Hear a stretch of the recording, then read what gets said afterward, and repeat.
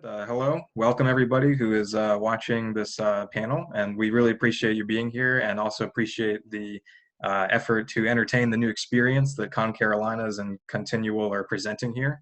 So this is Mistakes Were Made, Our Biggest Blunders in Indie Filmmaking, and we got a great panel here. So we're going to go ahead and do some intros. And so for your intro, I really appreciate if we just went around and said, again, briefly who you are, and why specifically did you want to participate in this panel? So I guess I'll go ahead and start since I'm already talking. It's easier. My name is Trent Wellstead. I'm an independent filmmaker based out of Virginia currently. You can check out more of my info in the intro video that'll be linked to this panel. And I'm really attracted to this panel, Mistakes Were Made, Biggest Blunders in Filmmaking, because as you can see, I'm young and, I've made my fair share of mistakes in indie filmmaking. And as I, move forward in my career, I feel like I really learn a lot from other people telling me the mistakes that they made, because in a way it kind of feels like hopefully a shortcut where maybe if I hear about, some stories and, learn a little bit, I'm less likely to make that mistake. I'm sure that's why a lot of you are watching the panel. So, I think it's pretty universal and it holds true. It's just nice to learn from other people's mistakes. So we'll move on to whoever's next. I don't know what order these things go in. Everyone sees it differently. I'm Bill Mulligan, indie filmmaker, jack of all trades, wearing a green shirt, which is the kind of stupid thing I often do on film sets. And my pain has been a constant source of joy and laughter for the folks who've worked with me. Who's next? I'll go next, since I'm the junior Bill Mulligan. My name is Sammy Castle. I'm also a local North Carolina independent filmmaker, producer, actor kind of deal. I don't write. I'm not a writer. And I'm also known as Sammy the Comic Book Man, where I go around to elementary schools, middle schools, and such, and encourage kids to read specifically comic books. I guess I'll go next. I'm Adam York. I'm a director with Stranger Concept Films. I guess what attracted me to this panel was I think we're all storytellers, and as you tell stories, you learn things, and that's what lets you, we get a lot of humor out of these, so that's what I really enjoy. I'm Richard Claybaugh. I'm an independent filmmaker, and I've been a professional filmmaker, and I've made so many mistakes over the years, and yeah, I've learned from them, and hope I can keep learning from them, but less frequently. But yeah, I have a plethora of mistakes that I've made over the years. And last but not least, Dave Harlequin. Yes. My name is Dave Harlequin. I am the co-creative director at Stranger Concept Films, Charlotte, North Carolina. Also clearly an indie filmmaker, and yeah, I too have made tons and tons and tons of mistakes, and just love the comedy that comes from those. Great. Thank you all. So I think, really what people are coming here to see is they want to, hear your story. So I think we can just go in specifically. What is, your biggest blunder in indie filmmaking? And, we'd really appreciate you sharing. So we could go backwards if you want. You want to start that off there? Sure, I'll start that off. The biggest blunder in indie filmmaking in mine. We could go with the technical answer, or we could go with the funny answer. The technical one's real quick and easy. It's sound. Bad sound. Always bad sound. The funny answer is being ill prepared for insane changes in weather, I'd have to say. What's do you have a specific story, Dave? Like, what is perhaps your biggest experience that you'd like to share, your blunder? Sure. Let's see here. So we were working on this comedy short. It was a sequel, actually. It was The Devil's Lettuce 2. We were working on this in the middle of July, and it was a mostly outdoor shoot. And so we didn't really think about it. We just kind of went with the best available date, so we thought. Turns out it was like over 100 degrees that day.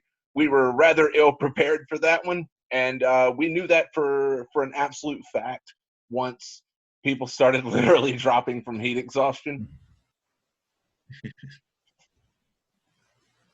Okay, great. So yeah, heat exhaustion, that's definitely a blunder. You said blunders, man. I'm going hard with that is Without a doubt, a blunder. The watching for the heat. Okay, great. Richard, I believe you were next. I'm going to go with an early one. So I had a chance to shoot this commercial, and it was my first time ever to shoot some 35 film, and we're kind of doing it very guerrilla style, but we got an ad agency to let us shoot this thing. We show up there, and I forgot the tripod. And it's one special effect shot of a group of cowboys riding across a hillside against sunset. So I'm in my mom's car, which I borrowed, and I've got the camera set on the roof of the car, and I didn't lock the magazine correctly on top. So as we started rolling, the film magazine falls off and the film comes spilling out, kind of like in Wayne's World, where everything kind of goes out. No. And we've got the two ad executives standing there, and they're like, "We're so glad the client is not here right now." The thing turned out okay. Oh yeah, I didn't have a filter box, and so we had to tape a whole bunch of filters with a bunch of tape taped onto the front of the camera. So we literally showed up with absolutely everything possible that could be wrong, but we pulled it off. It looked okay, but yeah, that was. I learned to pay a lot more attention to making sure all the pieces fit together before you go out, and that you understand a camera you've never worked with before, how it goes together well, instead of renting it at the last minute and then just going straight to the location. So that was a pretty stupid thing I did. Yeah, equipment, triple checking, quadruple checking before you go out. That is definitely a blunder. I'm sure we all can relate to, at least in some way. Okay, great. Was it Bill or Adam that was, I think Adam? I think Adam.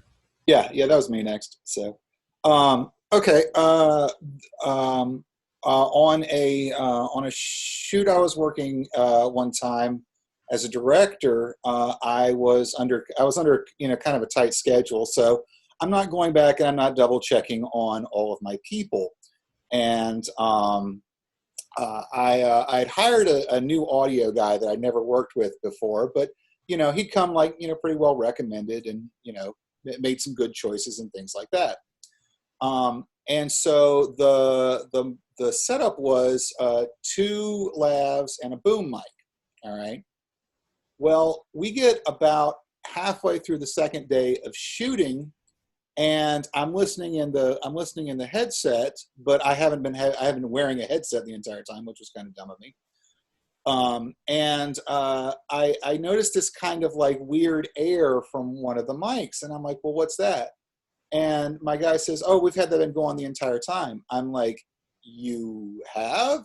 He's like, yeah, that's because we taped the lav to the in front of one of the actors instead of putting it on him. And I was like, why did you do that? And he said, well, he was worried it was kind of uncomfortable. And I was like, oh my God. So I ended up having to finish my shoot off with the same bad audio because I didn't have the time to go back and start again. So I had to fix a lot of that in post. And it ended up costing me out of pocket like a little more than I wanted it to. So I learned, first off, like, double check your people and make sure before they have the actors do anything, they check with you first. So yeah, that was a hard lesson to learn right there, actually. So yeah, definitely always comes with lessons to learn for sure about what you can do to prevent it in the future. Okay, great. Thanks, Adam. Sammy, what was your biggest blunder, would you say, in indie filmmaking? I kind of was headed down the line with Dave with weather, and of course sound is always an issue. But I think I'll start with a story for another. I had started acting for other people so I could meet different people and bring them into our circle, kind of cherry pick the best of the best to start working with right away. So I went and signed on for a movie with this bunch out of Raleigh, and it was a sequel. And they told me that we were going to film in Fayetteville. So I reported that my call time was 8:30 in the morning or something, and we're out. They're kind of blocking everything and kind of starting to get an idea. And they said they had filmed almost the entire first film in this wooded area. So as we're sitting there waiting on everything to get kind of set up, 2 military police pull up. And ask what the hell did we think we were doing, and the director of the film was ex-military, so he kind of went into this whole thing about I'm ex-military. From what I understand, we have permission to do stuff like that. And the MP said, no, I'm sorry, you don't.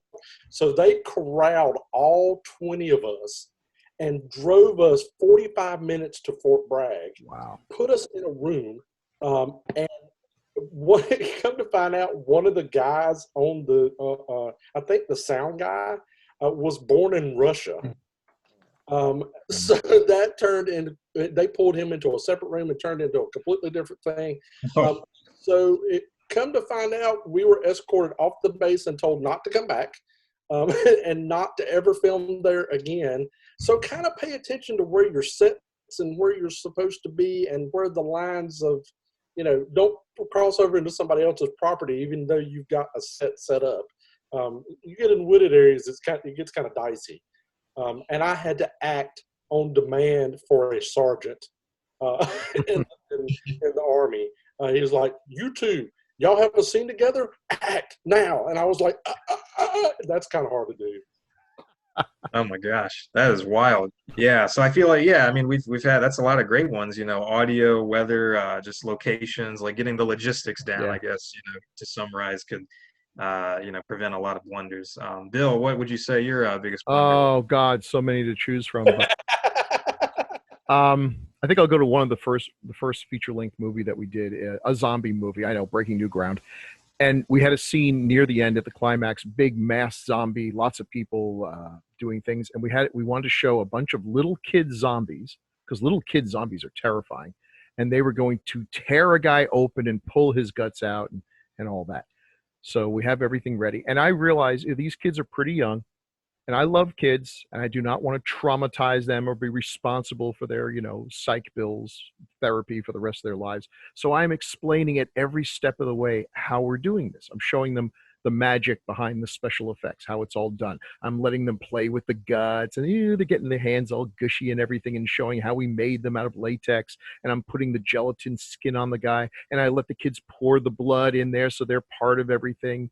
And I realize they're having so much fun. We're going to have a problem that these kids are laughing and smiling while when they're going to be laughing, smiling zombies. But at that point, we had a zombie rabbit. I mean, this was not exactly a serious film.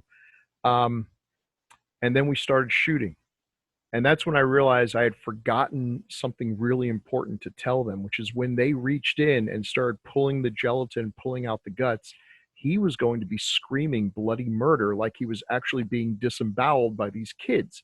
Well, they were not prepared for that. And all of a sudden they reach in there and they start tearing him up, and he starts screaming like they're killing him. And if you listen to the soundtrack, what you hear is the zombie kids all start crying all at once.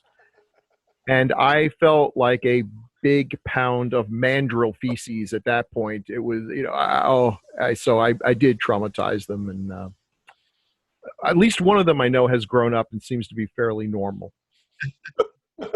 So you really got to think about all the possibilities here. You trying to do the right thing. I did the wrong thing. Right. Story. Yeah. That's funny. Some people might say, oh, well, I don't know, maybe that was intentional, so you got the better reaction. People, do that, but oh yeah, certainly honest mistakes happen. We don't pay our actors enough to actually do crap like that. The stuff the pros can get away with, we can't, because they'll never talk to us again. Yeah. Oh gosh, that's great. Okay, I guess I'll go ahead and end that point. So I guess one of my biggest blunders in indie filmmaking, I would say, has to do with paperwork, actually. So I was fresh out of undergrad, and I was working on a film, and it was kind of, somewhat of my baby. Like, I was the writer, producer, director. I, really felt pretty good about it. And I'd like to say that, here's where you can check out the film, but the film didn't happen as a result of this story. So basically what happened was one of the lead actors in the film just went AWOL at a certain point after we were about 2/3 done with the project. No communication, no anything really, just wasn't showing up to the set, and it was obviously, as you can imagine, very frustrating. And so the problem was that I never got a formal contract that stated the official obligation about, well, you have to come to the set, and we've agreed that you're going to do this. There's obviously all kinds of discussions and collaborations about that initially, and every single other person, like all the crew members, obviously, are also aware of that. But I don't know what happened. So really, the project wasn't really able to be salvaged as a result of that. And I felt really, really, really bad and devastated, as you can imagine, because I felt like, all of the other hard work of the crew members and whatnot that were a part of the project, that contributed their talent and whatnot, was, in a way wasted or something, because in a way it was my fault that I didn't go through the proper procedure to make sure that everything in terms of contracts was in order. So that was, as you can imagine, really devastating, and it turned into a big downward spiral, and it's definitely still a sore subject. But at the very least, it teaches you, you will never make that mistake again if you have a project that collapses just because somebody didn't sign something, because I don't know what happened, and it could have been a unforeseeable act of God or a family situation. I don't know. I can't make that judgment, but nevertheless, it just didn't happen because of that. So that was my story with that. But anyway, these are some great answers. I appreciate it, guys. So I think one direction I want to go to next is, I feel like a lot of times when I have these discussions with people and filmmakers and people that are way more experienced and talented than me, a lot of times what I hear discussed is that when you are talking about mistakes that you made and blunders, it's not always necessarily like, slips of the mind, because a lot of times people are kind of forgiving of that, like nobody's perfect. But a lot of times it comes down to how people respond in stressful environments, and how, people are reacting to their blunders. So I'd really like to steer the conversation towards that. And we can start with really whoever. Why don't we start with Dave again? So do you feel like, you have an experience you could share, or even if you want to just talk generally about how, somebody might not have responded well to a blunder, and that made it a much bigger deal than if it was just, able to be brushed off? Oh man. So we're talking about indie filmmakers who don't respond well to things. God, yeah, we could just, isn't that like, that should be just its own panel. Wow. God, where do I start? I really have been really fortunate as to work with a lot of like really like professional and professional people who really tend to act professional. I don't have a lot of experience with stuff like that. I do, but and I don't want to like pick on anybody or like name any names, but I've seen more than my fair share of the kind of over entitled production assistants on sets throughout my time. And make no mistake, I, like a lot of people, I started as a production assistant. There was one, and again, no names here, but he was a production assistant on a set we were working on, and he was extremely entitled, like from the very, very get-go. And like it was a tough shoot for all of us. Like we get that, but like this guy was just constantly just fussing and complaining and griping and all of the above, man. And and then just and adding like new demands on top of everything, like, and just becoming like a really big pain to work with. This dude eventually, of course, got asked to leave, got sent home, and threw a fit about that, and that pretty much stalled like 2-3 hours of production because of all this. So yeah, I guess the point I'm trying to make here in rambling and trying not to name names or say any bad words is challenges happen on sets. You got to roll with those punches, man. You got to roll with it. You got to kind of go with what you're going with, and try not to be a diva, because you can really derail an entire production just like that. Yeah, and 2 to 3 hours is a lot of production time to make up. But that's a really great point, how you concluded that. I love that, Dave. Thank you. Okay, let's go. Why don't we go back to Richard again? Yeah, I mean, I'm coming to mind some situations where we had some equipment failures on set where something toppled over and actually went quite badly. And there was some attitude of, okay, so this is really bad, but let's pick it up. We got to keep shooting, keep going. But then there was at least one crew person who just couldn't let go of it. And for the rest of the day, we kept trying to get the show finished.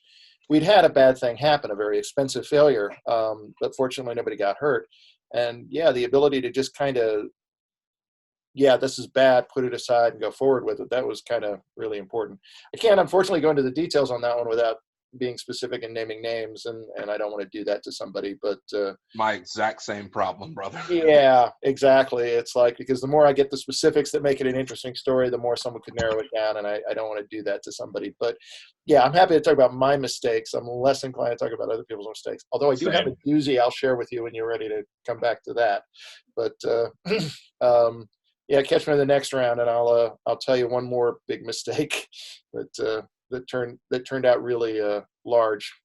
But we'll return to that one. Okay, great. Thank you. Adam, your experience with people not responding well to mistakes and blunders? Well, part of what we do with the Stranger Concept is we actively try and squash divaism on set. What Richard was just talking about is, to me, like the essence of professionalism, which is, okay, something bad happened, let's fix it, let's move on. But I've definitely been on a couple of sets as a grip and as an effects guy, where there was one TV pilot I was working on, and I had originally come in just to kind of like, be a friend to people, and I ended up like, hiring like half their crew out, and I was on set like every other day. It was a disaster. And the reason why it was because the director and the producer were constantly at each other. Okay. So what would happen is we would shoot for like 4 or 5 hours at the end of the day, or towards the end of the day. Something would happen where an actress's this one's actually accurate. An actress's nail polish wasn't the right color. Okay, and the director had already gotten everything he wanted from that, and so we were moving on. We weren't using that actress anymore. And the producer, who was also the writer, wanted him to go back and reshoot it. And they spent 3 hours, like basically the rest of our day, arguing in a back office. So the AD ended up finishing directing the rest of the shoots for that day, so they could just sit there and argue. And that was a little bit frustrating. So, and I think we've all been on that set where somebody just whips out their diva card, and it's frustrating. Like if you've ever been in those situations, it gets really, really frustrating. Well, anyway, so that eventually that project actually got finished up, thank God. And it didn't do quite as well as they were hoping for. So yeah, it just kind of goes to show, like, what you put into the project is what you get out of. So anyway, that's my story. Yeah. Great, thank you. Sammy, what's your take on all this? I have no problem naming names, so I will start off with the diva that is Tom Gore. No, I'm just kidding. We all love Tom. Wow. Gotta start. No, Tom's great. He's amazing. We love you, Tom. We're just kidding. Hashtag Tom Gore. I will talk about a legit kind of diva thing. We had a short we were trying to do, and we got somebody referred a producer to us, someone who was looking to get into filmmaking, and so this lady basically funded about 2/3 of the film of the short. And as it went on, she wanted to get a little more involved. So we gave her an audio part, and then she wanted to get a little more involved.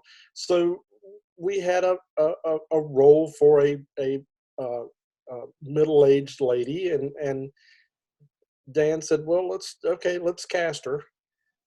I wasn't there the day. But they will be telling the day they filmed her stuff, but they will be telling stories about it forever. She could not act a lick, but she thought she was Sandra Bullock, And it was her first time doing film. So, my first time out, I was like, I don't have a clue what I'm doing. I don't know what I'm doing. But I get that. Teach me as I go. No, didn't want any direction, didn't want any, it just do absolutely the opposite of what she was told to by the director. It was a fiasco. And as far as I know, still to this day, doesn't listen to a lot of directing. I've actually seen somebody work their way back into a second film where they were killed off in the first one because they were that kind of domineering personality. So we killed a person off, and then they came back in the second one just because they refused to die. And the director actually cast them again and did the same thing. So I had to kill that person again. So Divas abound in this. Okay, fantastic. That's great. And lastly, we have Bill. What is your thoughts on how people respond to Blunders? Bill is muted. Thank you. Bill is muted. Not anymore. There's no Bill. Bill, fix your mic. Blunder on set. Bill, fix your mic. Tom Gore get in? Maybe. There's Bill. I don't see him. Bill, go. Bill has gone silent. Bill has gone silent. Bill has gone silent. He Okay. is not muted on my end. Yeah, I hear Bill fine. Okay, how about now? Now we go. hear you. All All right. right, Thank continue you. on. Okay, whew. So I'm going to say I am also not going to name names, and it's not because I am not small and petty, because I am, but I literally cannot remember their names. But we were on a movie, and some folks who were wanting to get into movies and everything, came and volunteered to help us out, which seemed kind of nice. But apparently they were just scoping us out, because after the shoot, the day and everything, they had just done some camera work. The director received this awful letter from them, an email that was just high school mean girl stuff, just really petty and cruel and pointless. Just and apparently, as it turns out, I think, and this happens, some people in indie films see this as kind of like a battle of the bands, and if someone else succeeds, that's taking that slice of the success pie away from them. Whereas the folks who will do this more than once realize the filmmaking community in North Carolina is small and incestuous, and we all help each other, and the pie gets bigger, if we want to continue with this metaphor. But not these guys. And I think the result is they did make a movie, and it was actually very good. There's a lot of talent there. But as far as I can tell, it's the only thing they've done, and I'm completely unsurprised, because word gets out. And no matter how talented you are, I would rather work with someone of average talent who is a delight to have on the set and makes things go smoothly than someone who is the best in the business and makes it a miserable experience, because this is not my career. This is something I do for fun and for creativity, and it should not be a miserable experience. And anyone who makes it a miserable experience, man, you had better be able to walk on water. Or unless you're a good sound person, in which case I don't even care. You could be a Russian. You could be a Russian spy, and we will take you, because we need sound people. Boy, whoever said that is right on the nose. We will put up with a lot of crap for a good sound person. Yep. Bill said incestuous and pie in the same sentence. That's great, guy. That's great. Yeah, Bill, that's a to me that really strikes a chord with me, that story, because it's actually very similar to the one that I would have told. I guess I'll skip the details a bit so we can move on. But yeah, I mean, basically from my own experience and also from observing others, just the idea of the theme of communication seems very prevalent in how we answered that. It could come down to if there is a problem on the set that arises, in a stressful situation. I think Richard and Adam got into this. The professional way to approach it is you confront it immediately, respectfully, you move on. It's not, you don't turn it into a grudge, you don't gripe about it, you don't wage this war, so to speak, about talent and one-upping for somebody. Can I interrupt just one? Yes, there will be another panel that Richard will be moderating called Etiquette, which is conducting oneself properly on a set. And I think for folks in filmmaking, I don't know when it's going to be scheduled, but that would probably be a good one to go to. I'm looking forward to it myself. I mean, already just talking to him, I've learned a few things. If you can nip these problems in the bud, then maybe you won't have all these blunders and mistakes on the set. Yeah, that's a great point, Bill. We really appreciate that. And yeah, certainly check out Richard's panel. You can tell just from how professional he is that that's going to be a great panel. And on-set etiquette is very important. So yeah, so I think, communication is a very important theme, and not just on set, this idea of, sending emails and stuff, it's like, putting people down. It's like, of what value does it really have? And your point, Bill, really comes down, I think, to reputation. Your reputation is something that takes a long time to, carve up, and it's very easy to, bring it all down, with one simple blunder or error. And a lot of it can come down to this, communication sort of element. So thank you all for your contributions to that. Coming down to last couple questions here, I feel like what we've talked about for the last 25 or 30 minutes has been, a lot about, I made this mistake and it was very bad and I learned from it. And, the less mistakes you make, the more professional you are. But I think one interesting way to spin this would be, what would you say your favorite blunder, favorite mistake was? Maybe one where you thought it was very, severe, but, maybe it actually wasn't, or it was severe, but it wasn't in a way that was like devastating or, really crushing. Favorite mistake or blunder that you'd like to share, just to show people that nobody's perfect and you can have fun with your mistakes. Why don't we start, start with Dave again. Favorite mistake. Wow, this one caught me flat-footed. I have no idea on this one. If you want us to come back to you while you think. Yeah, come back to me on this one. I need to actually think about that one. Yeah, no worries. Richard, you got an idea? Well, I'm going to go on. I'm actually going to tell the one I was going to tell before. It's like, okay, so I was doing my first indie feature here in North Carolina. I'm teaching, and so during the summer, I'm going to make a film on my own with some folks. And I got a lot of students to help out. Great, wonderful people, talented people, but of course, they're all brand new. They're all at it. So this scene, the movie involves drug dealers. So there's a scene where we have stacks of money on a desk just piled up. Okay. Anybody here happen to have stacks of money that they can use in a movie review? Okay, so you see the problem. So we had to make some. So the guy who's doing our art direction comes into me. Nice guy, great guy, talented guy. I have nothing negative to say about this person. He's wonderful. But he comes in and he shows me this money he made, and it's a $100 bill that he made by scanning a $100 bill and modifying it slightly in Photoshop and then printing it. And it's like, I said, we can't do this. This is illegal. And he says, no. See, it says right here where it usually says this is legal tender in small print. It says this is prop movie money from the film, and we put our film name on it, but it's really tiny. And I'm like, okay, now I know from experience in Hollywood, you can't do this. When you do fake money, the government shows up on set and supervises it and treats it like it is real money.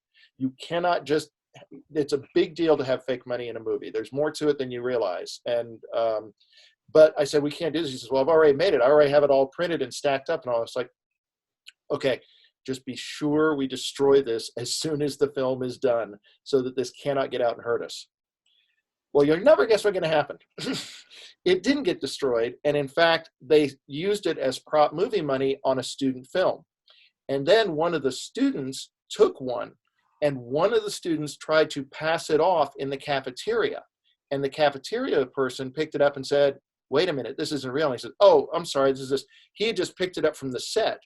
And she had to call the campus police. Campus police had to call the Treasury Department. Treasury Department is part of the Secret Service. Secret Service came down. We were all called in, and I'm sitting there being interviewed by 3 agents from the Treasury Department in their full Secret Service outfits, wanting to know about the counterfeiting that I did. So I now have a record as counterfeiting with the Treasury Department.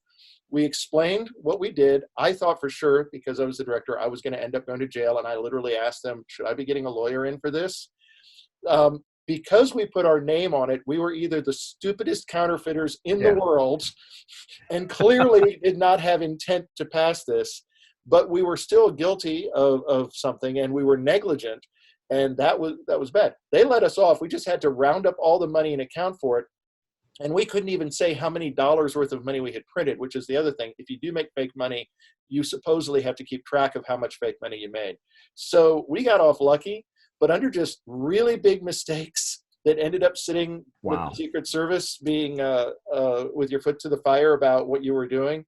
That is probably that was a significant one.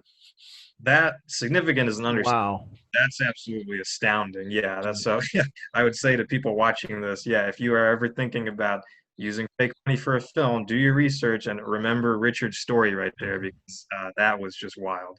Okay, thank you. Their rule is this money has to look so badly fake that if it were looked at by a blind woman at 50 foot away in a supermarket, she could tell it was fake money. Gosh. Why don't we go back to Dave? Have you had some time to think about your answer? Yeah, actually I do. And funny enough, this one also funny enough has to do with the weather. So we were working on a film back around 2017, I believe. And we had an outdoor scene. We were shooting inside of a bar, and we had to shoot outdoors for a guy leaving a bar. And right as soon as we got ready to film that, we got a torrential downpour. I mean, an absolute torrential downpour happened.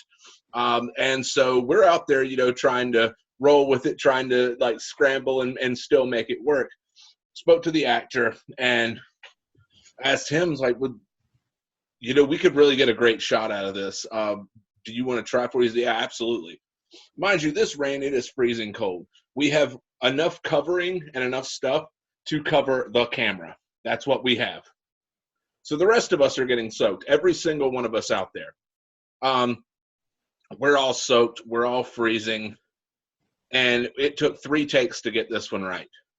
On the 3rd take, we're like, no, we got this. This is perfect. Later in the finished product, it turns out that was the absolute perfect scene for us. It was gorgeous. It looked incredible.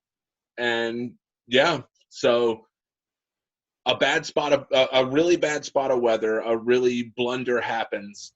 And we kind of just turned it and rolled with it and made the best of it. And it actually ended up turning out to look better than the original scene we had planned. There you go. That's what I was hoping to hear. Yeah, a lot of times, if you can, behave properly, or at least, the creative minds are the ones that can really take a problem and spin it maybe into something that is a solution in a way. So that's a great story, Dave. I think Adam's next. Adam. Yeah. Okay. So this is my favorite. This is one of my favorite, like early on directing stories. I was doing a kind of, well, I guess you could call it kind of like a monster movie PSA involving rabbits or something like that. Oh, that thing. Yeah, that thing. You know what I'm talking about. But anyway, so we have a character that's in a monster suit, basically. And one of our associates brought the guy. I mean, he just literally brought the guy in because I know this guy. He's got this blank experience. Blah blah blah blah blah. Okay, fine. I can work with him. I mean, it's basically kind of extra work. For the most part, anyway. I just kind of need the suit there. He's a big time theater actor. Yeah. So he said. But I mean, I've worked in theater for years, and I'd never met the guy. But anyway, so what ends up happening is the guy shows up, and he's got his girlfriend with him, and he gets in the suit, but it's taken him like a long time to get in the suit. And then he gets out, and it just like I mean, he's just obviously like, if you've ever seen the really unhappy mascot, like that was totally this guy. And so I say, okay, what's the deal? He says, he says, it's nothing. So we do another take. And I'm like, well, can you do this? Can you do this? Can you put your hands up? Can you, something? Can we get some kind of activity here? And then he like turned around and snapped at me. And I was like, he was like, no, I mean, what are you doing? And I was like, I'm directing you. I mean, like, I'm literally, I'm telling you what I want you to do. I'm giving you direction here. And he says, no. Like, what's my motivation? I'm not kidding. Those were his exact words. Like, what is my motivation? You're drugs bunny, dude. That's the rap. Yes. So I sat there for about 2 or 3 minutes, and I went back and forth with him about favorite horror movies and like some of his favorite authors, and we kind of like clicked on a little bit of an H.P. Lovecraft type thing. So he went into the next take, and the next take was just like amazingly good. Like, he completely kind of got what I wanted to do with this character and how to make it weirdly, frightening and interesting and stuff like that. And it was all behind the mask, and it was all in the suit, and it looked spectacular. But I mean, like, it was just so weird because this was the first time I was actually directing with this group, and I literally thought the guy was a joke. Like, I thought they brought somebody in to say, what's my motivation as a joke? And no, this dude was like deadly serious. He was for real. So, by the end of it, he was a great guy. He really worked hard once we were able to click. Don't forget about the PA that yelled at him. Yeah. So I'll expand on that story a tiny bit. One of our PAs that was working with us, and it's funny because this same PA later became the guy who donned the rabbit costume later. But he's sitting there, and this dude is like, he's a PA. We're filming. He has nothing to do. He's leaning up against a fence, and he's sitting there just, smoking a cigarette, and he's listening to all of this, and you could just kind of watch him just boiling. And finally, he just turns and looks at this guy and just yells like, "You're drugs bunny, dude." And just storms off. And Adam, just like a pro, just trying not to crack up laughing, just skips over it and goes right into continuing to try to coach him. Yeah, that was. But basically, you're drugs bunny. You're drugs bunny. That's awesome. That's funny. Great. Okay, well, thanks for sharing that story, both of you. Let's get some time for Sammy and Bill to chime in real quick. If you could keep it about, maybe a minute or so to share your experience. Let's start with Sammy. We did a short film called Dark Heat that was both black and white and silent. I played a character called the Shadow Man, and I'm dressed entirely in black. I have a black mask over my face. The only thing that's not black is a gold tie. And we are filming in downtown Greensboro. We got all the permits. What we didn't take into account was it was the first night that all the colleges in Greensboro, first Thursday night, that all the colleges were back in town. So everybody was in downtown Greensboro. There was thousands of people just walking around. So it's like 2 o'clock in the morning, and I'm leaned up against this abandoned storefront in downtown Greensboro, dressed completely in black. And the shot is they're running down the street towards me, and then the main character sees me and turns and bolts across the street. Well, this drunk bunch of college kids come up the other side of the street, and once they kind of catch on, they're all talking about, oh, they're making a movie over there, check that out. Well, I purposely stopped moving. And by the time they got about a half a block down the road and kind of almost beside me, I just snapped faster, and everybody screams and goes, "Oh my God, that damn thing moved!" They screamed, but we got this great all people on and down Greensboro just because I was trying to have a little fun at 3 o'clock in the morning.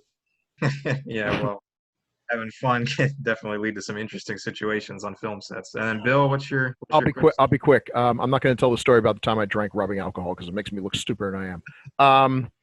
The worst thing that I ever experienced on a movie set was that in the space of one weekend, and it was the weekend of the big finale, we lost our lead actor and actress, who the entire movie revolves around. It was miscommunications. It was trying to resolve things over Facebook. Huge mistake because everybody gets involved.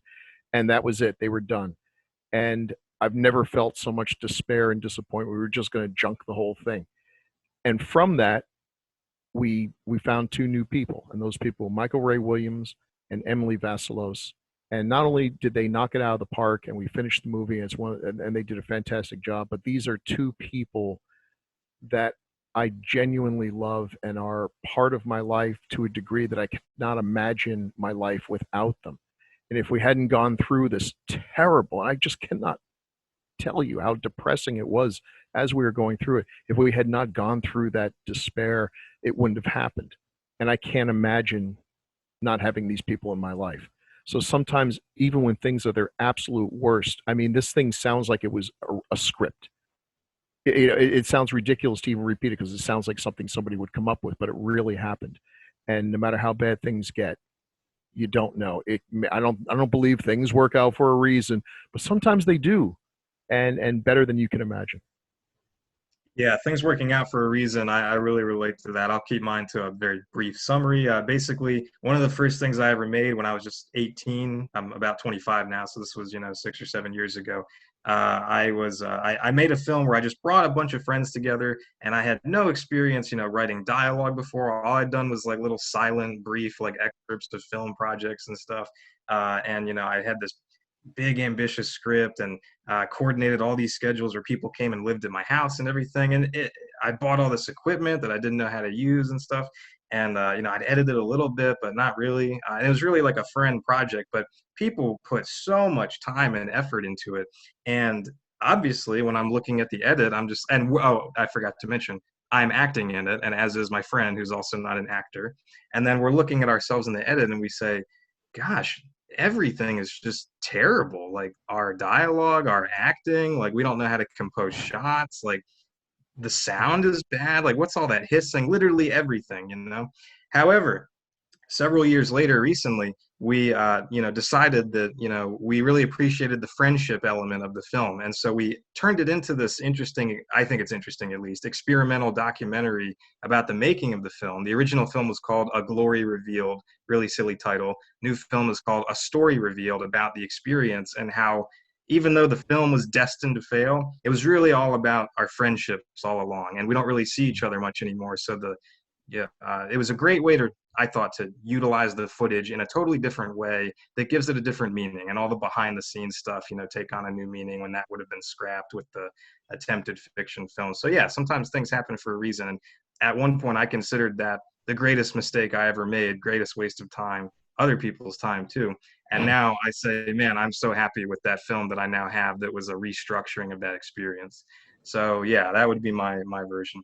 We're going to wrap it up here because I know these panels are under an hour now. So I guess just to summarize, I think a lot of points that we all made in this is that it's okay to make mistakes. Nobody's perfect. It's very natural. All that we can really do in sharing these experiences is provide shortcuts, but chances are you're going to make mistakes as you pursue indie filmmaking. And I think a lot of it comes down to really how you respond to it. And we've had some great stories about, just be professional. Don't be petty. Don't be high school like, if there really is a severe problem, just deal with it, confront it, try and resolve it. If you can't, just drop it. It's just how it is. You don't really maybe have much value in chasing things down the rabbit hole, and it probably can come back to hurt you, as some of us have talked about. Yeah. So I'll go ahead and end mine there. If any of you have very last comments, like truly, sentence or two that you want to share as you conclude, go right ahead. We'll start with Dave real quick. Sure. Just a final thought, and just to kind of echo Trent here. I mean, probably the best advice I ever got in this is you can't always control your situation or what's going on, but your attitude and how you deal with it is all you. It's the one thing you can control. So just do your best to roll with it and control that. Great. Thank you. Richard? I can only second that. It's like, yeah, we can't control what happens to us, but we can control how we respond to it. And my wife has always said that the difference between a professional and amateur isn't that you don't make the same mistakes, because we all make the same mistakes, but if you're a pro, you tend to recover better. And that to me is sort of the definition. Thank you. Adam? Well, I had some really good, and then Richard was like, "Oh," I was like, "Wow, that's kind of perfect right there." No, I think I guess the thing about it is, no matter where you're at in indie filmmaking, everybody makes mistakes, and you're gonna make mistakes. Nobody out of the gate makes the perfect movie. So what's the phrase? You fail upwards. So I guess the thing about it is to the younger guys out there, just keep failing up. Just keep going. So And that's my Chinese fortune cookie for the night. So Excellent. Much appreciated. Sammy? Um, Basically, we've all made a piece of crap at some point. So don't beat yourself up about it. Awesome. Very brief and appropriate. Bill? What these guys have been saying. I mean, filmmaking is like anything else in life. You will make mistakes. You may even fail. Keep at it and learn from it, and just keep going. And at the very least, you'll be able to be on this panel one day. Great. Good point. All right. Well, thank you. We hope that, the information we provided has been helpful to all of you watching. Please remember to check out, all these great panelists on their other panels. Some of them are going to be moderating some. I'm sure there's going to be information attached somewhere in the links to these recordings. So, and also remember to give Con Carolinas and Continual your feedback about how this went for you. Did you enjoy this different experience of these virtual panels? I'm sure that they would really benefit from hearing your feedback. So thanks again. Check out all these panelists elsewhere and enjoy the rest of the experience.